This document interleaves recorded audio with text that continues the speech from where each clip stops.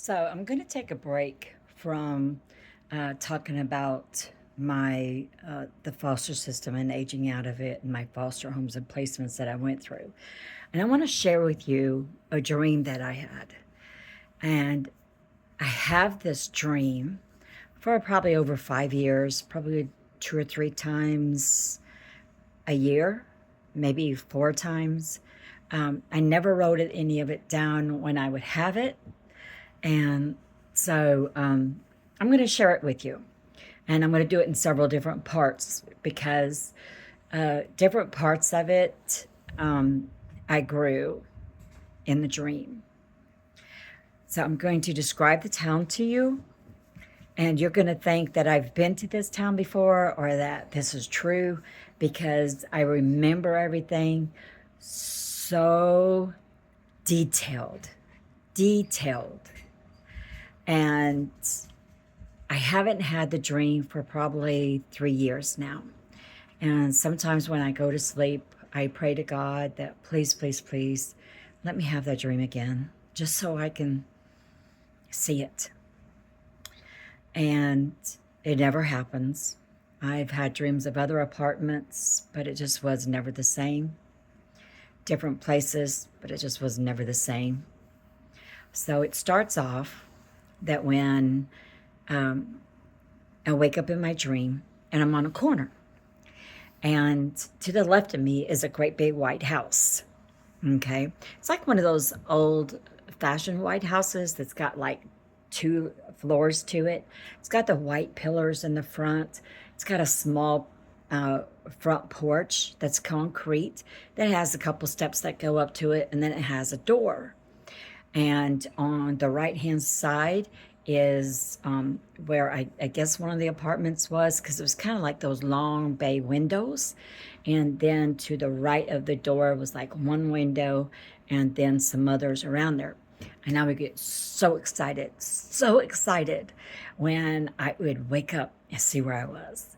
So I would run around the building, the apartment building, and I would run around to the back. Now, the back, it had those like fire escape type things with a platform on top. And then on the other side, there was like a railing right there. And then on the other side was another platform type thing. And it had a stairs going down. So it was kind of like a fire escape type thing that went to the apartments in the back. And the first one was mine.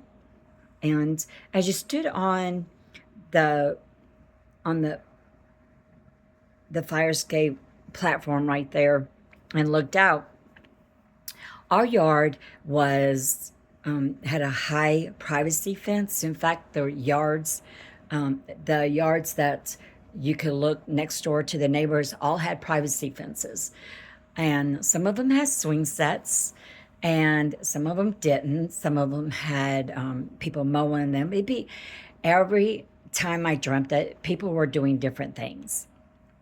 And then but yet some of it was the same. So in our yard was a simple was a simple swing, and we couldn't go into the yard. I don't think we could, because I never did venture into there. We would just look out. And then on the other side of the privacy fence was a great big parking lot. And on the other side of the parking lot was this great big building. Okay, and I never really paid attention to what that building was. I just know it was a great big building with pillars and stairs. I just didn't pay attention to it because I was so excited. I was so excited to be there because I was going to see my friend. And it wasn't my boyfriend. He was like my soulmate best friend.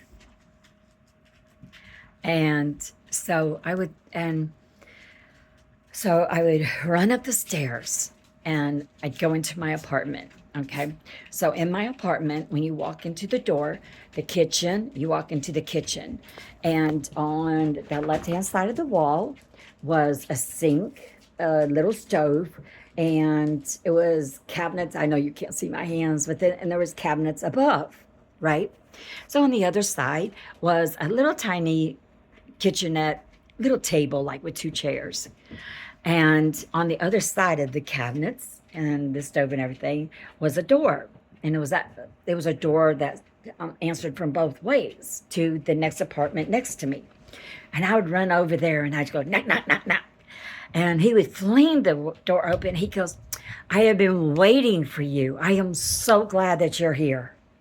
And then we would go out to the fire escape, him on his side of the railing, me on mine, and we would just sit there and talk. And we would talk, and we would talk, and we would talk, and we would laugh. And we had such a good time. Could I tell you what we talked about? No, I don't remember. But I remember just feeling so, so happy. So happy. And if I cry in through this, I apologize, okay? But you'll find out at the end. And it was so amazing. You know, he was like my soulmate best friend. I don't know if you guys ever had one of those where you were so excited to see them that it just made your day. You just could not wait to see them. And so we would sit there and just, carry on and everything.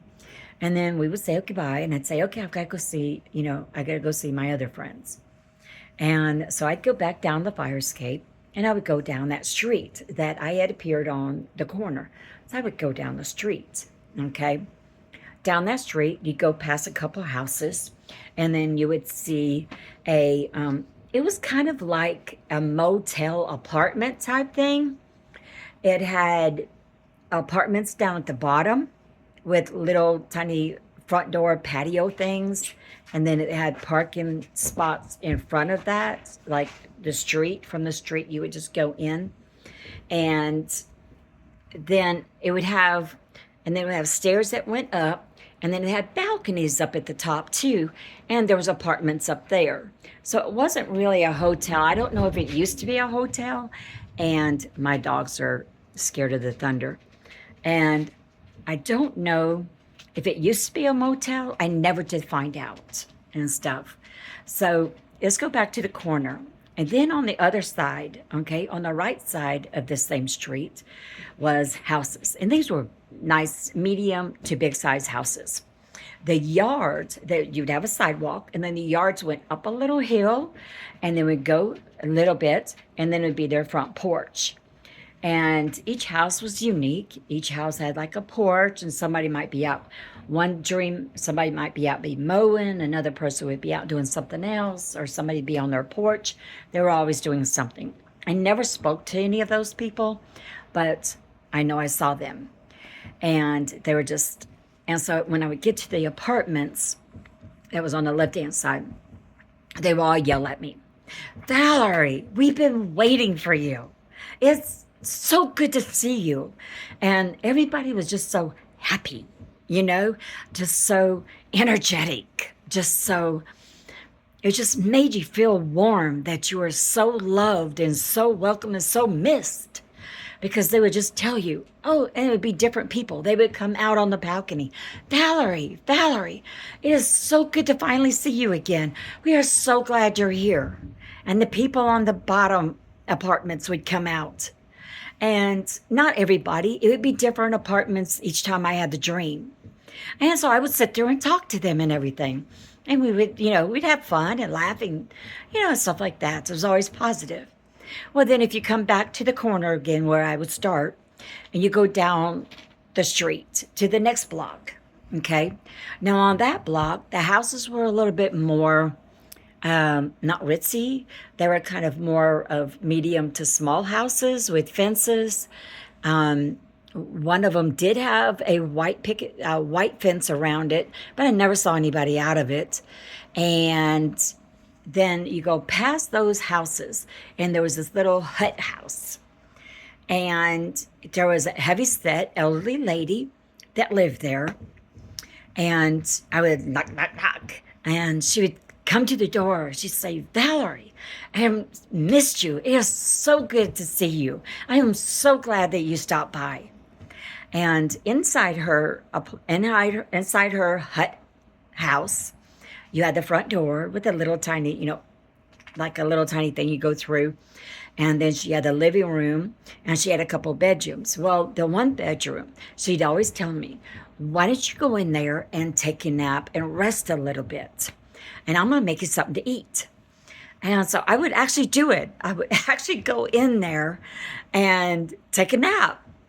And then I would get up and I would come out and she'd give me a sandwich and she'd give me a hug and say, I'm so glad you stopped by. And, I would say, I love you and I'll see you later. And she'd say, okay. So when you come out of our house, there's a sidewalk and there's about 2 stairs that goes down. So there's 2 stairs into her hut and the little sidewalk, and then you come down a couple stairs and then you're right back at the sidewalk. Okay. So go past hers. There's like there's a lot, empty lot right there. And past her are 2 trailers. Okay. And they're front like this and then like this. So they were long wise down this. I don't know who lived there. Sometimes they would be out and they would just wave at me. They never talked to me, but they were okay people. I mean, I just didn't, I just really didn't know them. So then if you look catty corner across the street, there is a building. It looks like it used to be a store. And next to it was a little white house with a little white picket fence. And there was an old man, and he was always out there in his yard. And he was always doing something in the front of the fence, planting flowers, trimming something. He would be in the yard. Every time he was somewhere in that yard doing something different. And so he would have the picket fence like this, and then he had a little gate, and then he had a mailbox that was right before the gate. And then you open the gate and you go up and then you'd go into his house. I'd never been into his house, but I would stand on the street and yell at him. And he'd say, Valerie, I'm so glad that you stopped by. I'm so glad that you came by. And I know you're like, okay, by now I would have been sick of all the happiness. And I was just always so excited to be there. And I was so excited to see him. And so we would sit there and chit chat for a while and everything. I'd say, okay, I got to go now. And I would go back. Okay, now we're back to the street where I landed on. Okay, so I'm going to give you a brief of how much I know this town. So if you're standing on the sidewalk where the 2 streets go down, so you're standing on the sidewalk, if you look across behind you, there's a great big field. And then there's a road that goes around like this, and then the town is over here. And there's things over here I don't remember quite making them out, but I just know that that was part of the town. And I never went over there because my friends were all over here. So now I'm leaving town. As you go downtown, as you leave town, you go back down this street. Okay, so I was at this corner here, went down and visited, went to the next block, went down and visited. So now I'm back over here. You go straight out like you're going out of town, and the road goes straight out, and then it turns to the left. Well, right there is this like garden building. I mean, it had these brick, those great big like ancient bricks, like with the arches and stuff, and there was vines all over the place. She had wooden things that went across. It had vines and flowers, and the building was like ancient looking, and it was just so cool. And so I would always stop there and see her, because you can't just go out of town. And so I would stop there and she would come out, and she always had she was probably maybe 40, 50 years old, and that was her garden. And it was beautiful. It was so nice. And she would come out and meet me at the little arch thing with all the flowers and the vines. And we would sit there and she'd say, I'm so glad you stopped by. And I'm glad we got to see each other and you stopped by. And I'd say, oh, me too. I'm really glad I got to see you. And then I would go down the road and I wake up. I had that same dream 3 or 4 times a year. I had it for probably 4 years. And I don't know if you guys believe in this, but I can go into my dreams and I can control. If I think about it, then I can say, okay, I don't want this to happen. I want this to happen. And so I'm going to stop here. And you're going to have to watch for the next one to see what happens. So remember, this same dream I had 3 or 4 times a year. And it was always exciting. Saw the same people. Nothing changed. And then one time I appeared and I just made it my mission to find out where that town was. So you got to watch the next one to see what happens. Okay. All right. And so this is probably going to be about probably 3 or 4 and stuff. So anyway, thanks for watching. I hope this is a little break from all that boohooing and pity, just all that foster home stuff. I hope you enjoyed it, and I hope you do follow me and listen to the whole story. Thanks, and have a good night. Love yourself and believe in yourself because you are all you got.